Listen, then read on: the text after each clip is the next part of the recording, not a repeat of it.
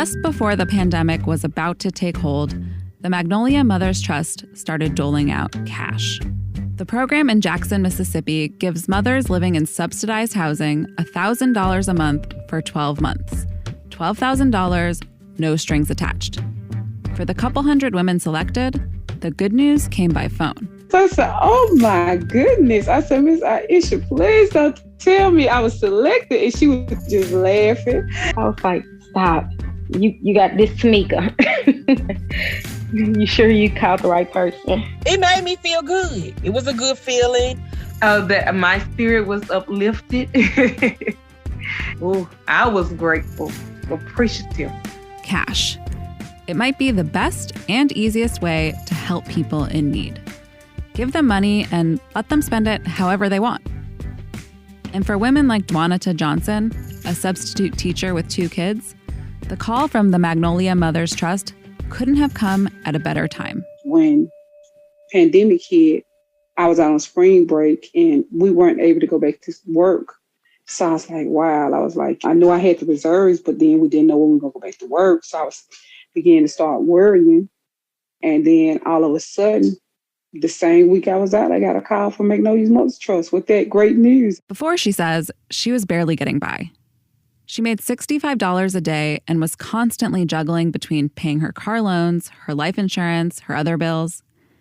She had tried to take on a second job in the evenings, but couldn't keep up with the physical demands of it after teaching all day. I just needed the extra money. I was tired of juggling. The pandemic could have stretched her even thinner. When schools went virtual, she was out of a job.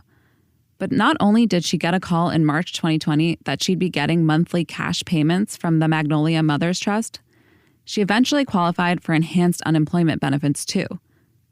An extra $734 a week.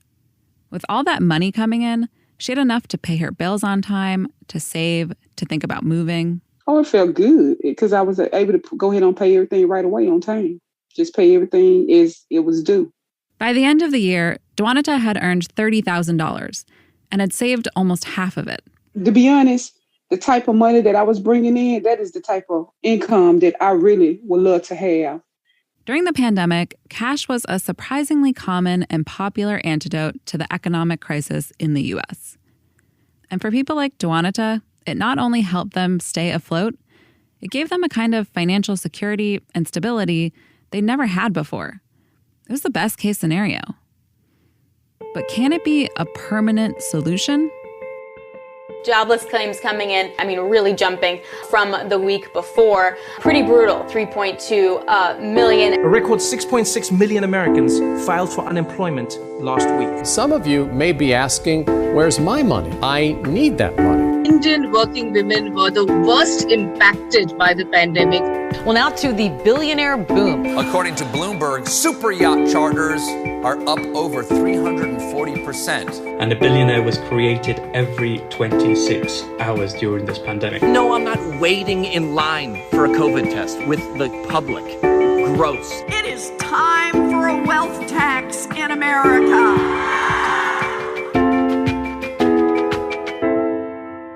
Welcome back to The Paycheck. I'm Rebecca Greenfield. Last week, we heard a worst-case scenario, skyrocketing inequality spiraling out of control. That's what a lot of economists thought would happen around the world, and early in the pandemic, it seemed like that was the path the U.S. was headed down. For me, one of the defining images of spring 2020 were those viral photos of car lines snaking around food banks. 2 months into this pandemic, the strain on some families is at a fever pitch. With no jobs, no income, no way to pay rent, even putting food on the table is difficult. Like the lines for free food in New Orleans, desperation is growing by the day. That scenario would have been a continuation of decades-long trends in the U.S. Despite being one of the most equal countries in the world after World War II, heading into the pandemic, wealth inequality here had reached levels not seen in almost a century. Since 1980, the wealthiest 1% of Americans have almost tripled their share of wealth. It was a concerning situation heading into the pandemic. And right when the virus hit, things looked really bad. The economy shut down, millions of people couldn't work, and the stock market crashed. It felt a lot like the 2008 recession, or worse. What in the world is happening on Wall Street? 2-year no yields went from 190 to 166 in the blink of an eye. On the NASDAQ, everything and more has been completely wiped out. It was the worst day on Wall Street since the crash of 1987. But then something surprising happened. The government stepped in with a robust policy response, much of which was targeted at low and middle-income Americans. There were multiple rounds of stimulus checks for people making $75,000 or less. There was enhanced unemployment, an extra $600 per week for anyone out of work due to COVID. Small business owners were eligible for forgivable loans. And then there was the expanded child tax credit, checks that parents received in the mail every month for 6 months. Ben Steverman, the Bloomberg wealth reporter who I spoke to last week, told me that all those cash injections gave some Americans an amount of wealth they'd never had before. People were saving the money. They were paying down debt. And that ended up boosting the net worths of a lot of families in the United States who really had never had significant amounts of wealth. You know, if you look at surveys going back years, a significant share of the population, more than a third, say they struggle to come up with $400 in an emergency. I mean, there were a lot of people who were really cutting it close before the pandemic, and suddenly they found themselves feeling like they had some financial wherewithal and some resources to rely on in an emergency. That child tax credit alone was hugely responsible for lifting millions of children out of poverty. In other words, the COVID crisis disrupted growing wealth inequality in the U.S. Now the question is, can wealth gains for the bottom 50% continue? While much of the government funding was never meant to last beyond the pandemic, in dozens of U.S. cities, cash experiments are underway. They're not as widespread as the stimulus or child tax credit payments, but they could offer a roadmap for a more permanent wealth-building tool. My colleague Susan Berfield looks at Jackson, Mississippi, where some 200 low-income Black mothers received enough money during the pandemic to sometimes double their income. Here she is with the story. In the summer and fall of 2019, Tamika Calhoun was going through a tough time. Everything just started going downhill, like everything. If it could go wrong, it did. I was struggling to find a job. I would work here and there for different jobs where I'm taking care of someone, but it didn't last long because I didn't have transportation. One day in early January 2020, as she was on her way to a new job, her Nissan Murano cut out. It was 6 a.m, dark, and she was stuck in the middle of the interstate. The police called her a tow truck. If she paid $200, the driver could get the car to her home. But Tamika was short. By the time I came up with the money they told me I would need, it was $50 a day, and I didn't have that to get it out. And because I didn't have reliable transportation, they let me go. Tamika lost her car and her job. But then her luck started to change. She found work she could do from home, answering calls for Apple, making almost $14 an hour. It was good timing. She couldn't have known, but COVID was about to close in. And right after that, Tamika found out that she'd be receiving $1,000 a month from the Magnolia Mothers Trust. It's the first program to simply give cash to low-income Black mothers living in affordable housing. It was started in 2018, meant for the everyday shocks and stresses of trying to get by on not enough, to give single mothers some room to breathe, to plan. And on that March day of 2020, Tamika's first thought was about all the things, the basic things, she wanted for her family. I was thinking about all the things that we needed for the house, for the kids. They were growing out of their clothes. I finally was able to get them covers for their beds, because they had the same covers for a long time. Just things to clean up with them around the house, or hair products, personal care products. I was able to kind of stock up on that stuff. They were excited because they were looking forward to trying out for different things at school that they usually wouldn't be able to try out for because I wouldn't have the funds to pay for it. And the pandemic quickly changed some of her calculations about what her family would need. And the extra money proved crucial in ways she couldn't have expected. No new after-school activities, no vacation. Instead, she had to set up her 5 kids to learn online at home. So I had to use the money to buy them computers. I bought them desks for their rooms to make it more structured. They also got the new clothes she had wanted for them. She got a car, which opened up all kinds of possibilities. And eventually, they got to Gatlinburg, Tennessee for a night away. And it felt good saving to go on a vacation and not just using a whole check to pay for a vacation. Like, we had money in our savings. We were able to go and actually have fun.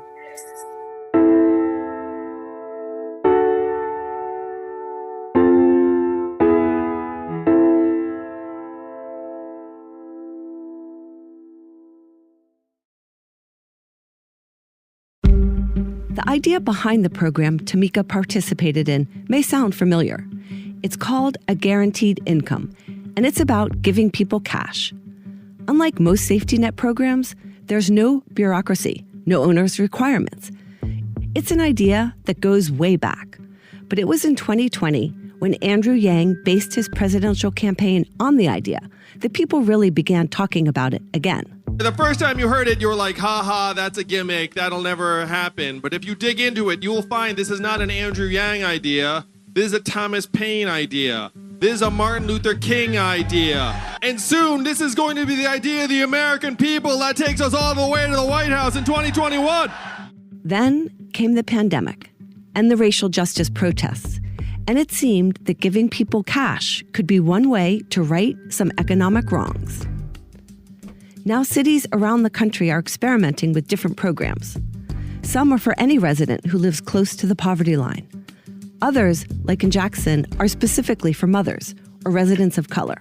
Today, applications open for the much-anticipated BREATHE program. It is an LA County guaranteed income program for 1,000 residents. More than 100 people in Providence are the first to receive a monthly check for $500. 150 households across San Diego County are getting a check for $500 today.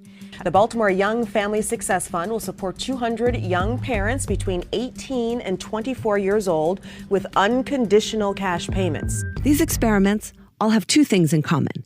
They provide cash without any restrictions, and they want to prove that the money won't be wasted. Data collected over decades and across the world already show that recipients spend the money on the things they need most. And since the U.S. government gave out a lot of cash during the pandemic, we now also have all the data on how those payments helped keep people from sliding into poverty. But stereotypes persist, and critics remain. There's not a lot of trust associated with giving money to the working class. That's Stephen Nunez, a sociologist and economist who's been studying anti-poverty programs for more than a decade and guaranteed income programs for the past 3 years. He works for the Jane Family Institute in New York.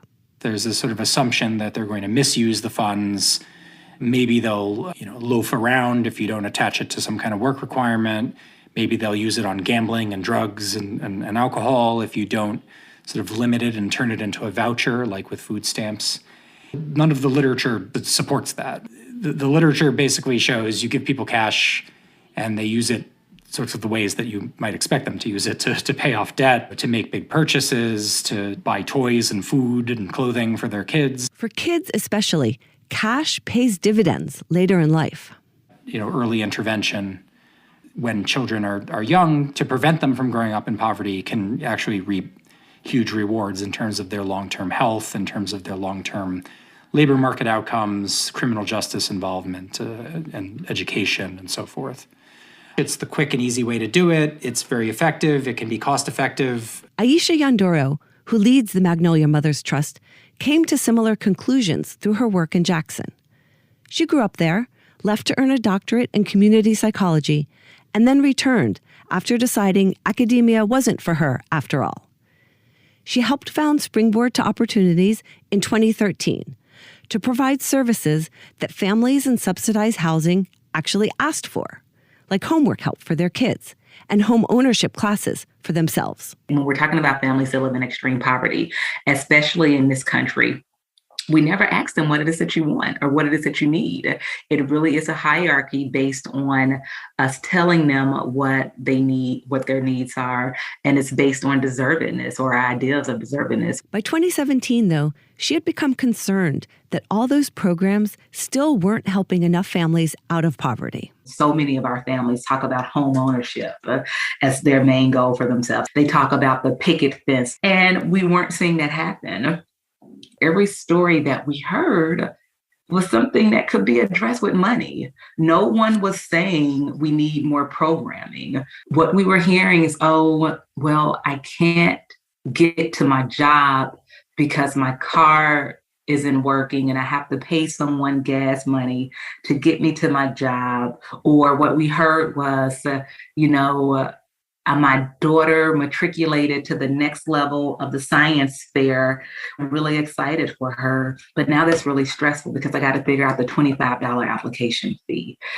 As we was listening to this and listening to families, I became really frustrated because I was like, this is stuff that can be fixed with money, and not a lot of money, like a relatively small amount of money. And so I began researching. I'm like, okay, how do you give people money? Aisha asked Tamika and a few other women about the idea of just receiving some cash. She was asking us, I guess, because it would go to mothers like us, like what would we use it for? And, do we think there should be stipulations that come with it? And us being so used to things having stipulations, we were like, yeah, it should be some stipulation, you shouldn't just give it away. Our moms were very clear that they did not want to become dependent on this money. They wanted it really to be a springboard. The first year, it was a lot of, even though our moms love and trust us, there was a lot of, girl, quit playing. Y'all just not going to give us money. One of the women said to me, Miss Aisha, this really sounds like a scam. And I was like, you're right. This really does sound like a scam. And if anybody else ever calls you saying they're going to do this, don't believe them. You're exactly right. Finding the money to fund the program, even 2 years into the pandemic, still isn't easy. Like almost all of the local guaranteed income experiments across the country, the Magnolia Mothers Trust depends on philanthropy, not public money. Less than 1% of philanthropic dollars come to the South. And of that 1%, less than 1% goes to organizations that are ran by Black women or Black people. We have successfully helped usher in a new movement, which feels really, really good. And to know that we are doing all of that in the backyard of one of the least progressive states in this country is pretty dope. In the first year of the program, Aisha raised enough money to give 20 mothers $1,000 a month. I know that for the families that we work with, in a lot of instances, poverty has been systemic and it's been generational poverty. And I know that we are disrupting that pattern and saying, okay, we see you, we trust you, we know you're brilliant, we know you have agency, we know that you should be allowed to dream just like I'm allowed to dream. Since then, the Magnolia Mothers Trust has been able to include about 100 women each year. And Aisha has seen just what she and lots of others expect to see when people get extra cash. During the pandemic, they could pay their rent, buy enough food for their families, make sure they had Wi-Fi. They go about living their lives and they go about taking care of business.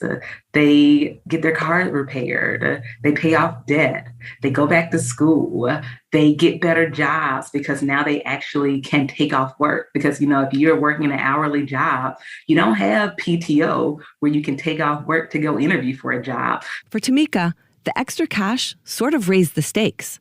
As it was coming to an end, she didn't want to go back to life on $14 an hour. I need to be able to make an income that either matches this or surpasses it. And when I say this, I mean my job plus the Magnolia Mothers Trust money. So Tamika decided to look for another career, and she found one. I work for a company that helps their members become homeowners. So they apply with us to get their loan. And what we do is we give them financial counseling to get them ready for the homeownership process. It's fulfilling for me to know that I help them achieve their goal, a goal that I want for myself. So I know how they feel. Tamika started her new job in November 2020. Then she realized that with her higher salary, she was likely to lose her housing subsidy. She could finally afford to move, even if she couldn't yet afford to buy. Her family left the apartment for a house with a backyard. I was able to move, and we didn't have to worry about using a whole paycheck to pay for the first month's rent or paying the deposit. Not only that, my kid's dad, he ended up finding another job, and now that he's been at that job, his salary has increased. So all of that encouraged us to just want more.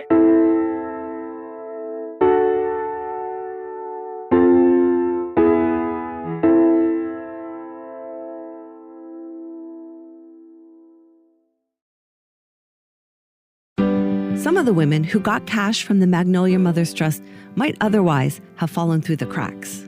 Sharika Washington had suffered a difficult pregnancy, couldn't work, didn't qualify for unemployment.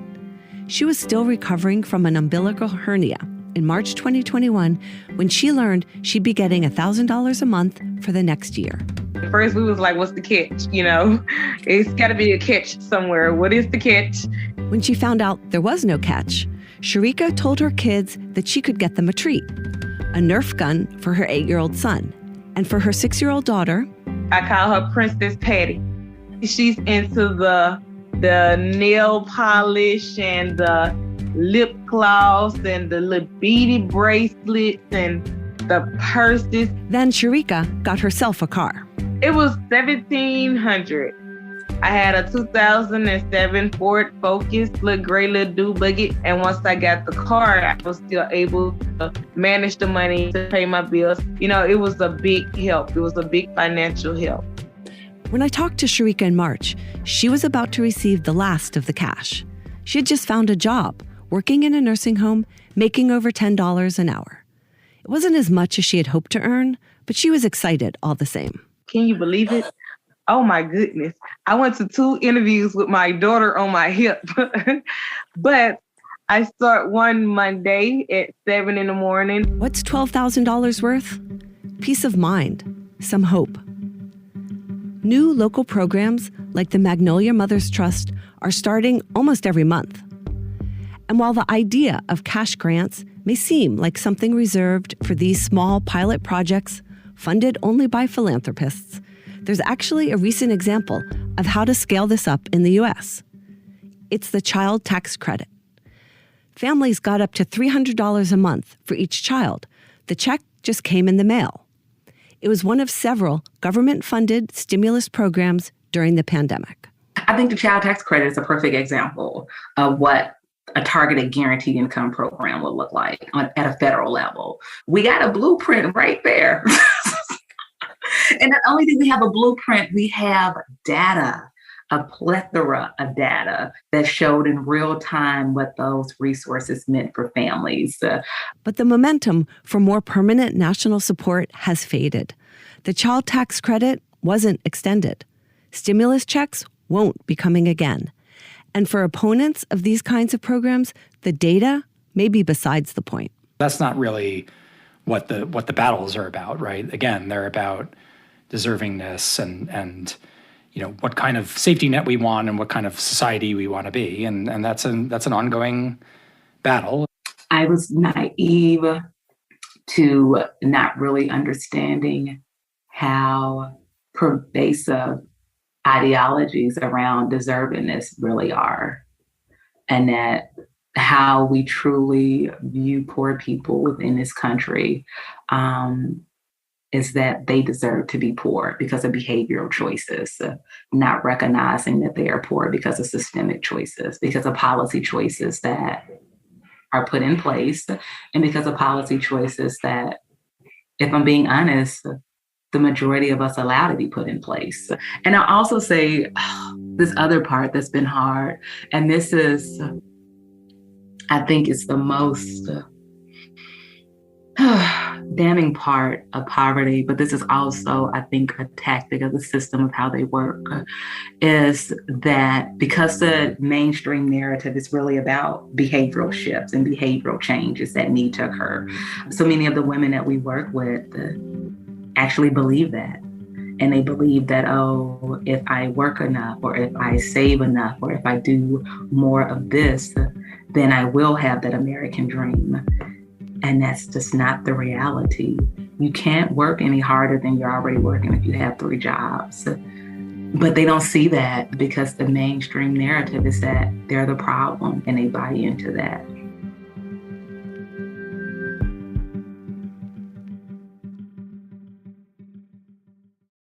Deservingness. That's something that also came up in my conversation with Ben when I asked him why the response to the pandemic was so different from previous economic crises in the U.S. He said that for a brief moment, nobody blamed anyone for being out of work or needing help. They blamed the virus. That's not how people generally see poverty here. Tamika, for her part, thinks the policymakers are getting it wrong. I think there's a disconnect. I don't think that they see the struggle. I think the people who are making the rules are not on the ground with the, with the people who are actually out here working and trying to make a living, or people who can't work but want a better life. Like they deserve to be in nice houses too. Not everybody's just looking for a handout. Some people actually want to live a better life, but they have limited resources. We're not asking for a handout. We're asking for help. Like, we're working, we're getting up every day doing what we're supposed to do. We just want to be able to provide for our children. Next week on The Paycheck, we head to a part of the world that had lifted millions out of poverty by educating young girls until the pandemic hit. Now, those girls are trying to get back on track. For me, I see lights. I see like I'm going to that moon that I wanted. Thanks for listening to The Paycheck. If you like our show, please head on over to Apple Podcasts or wherever you listen to podcasts and rate, review, and subscribe. This episode was hosted by me, Rebecca Greenfield, and reported by Susan Berfield, Sarah Holder, and Ben Steverman. It was edited by Nicole Flata with help from Francesca Levy, Janet Paskin, Rakshita Saluja, and me. We also had editing help from Danielle Balby, Shelley Banjo, Kristen B. Brown, Gilda DeCarli, Alyssa McDonald, and Kai Schultz. This episode was produced by Gilda DeCarli and sound engineered by Matt Kime. Our original music is by Leo Sidran. The women you heard at the top of the show were Tamika Calhoun, Dewanita Johnson, Elsie McCoy, and Sharika Washington. Special thanks to Magnus Henriksen, McKinnon DeKuyper, Margaret Sutherland, Stacey Wong, and Aisha Diallo. Francesca Levy is Bloomberg's head of podcasts. See you next week.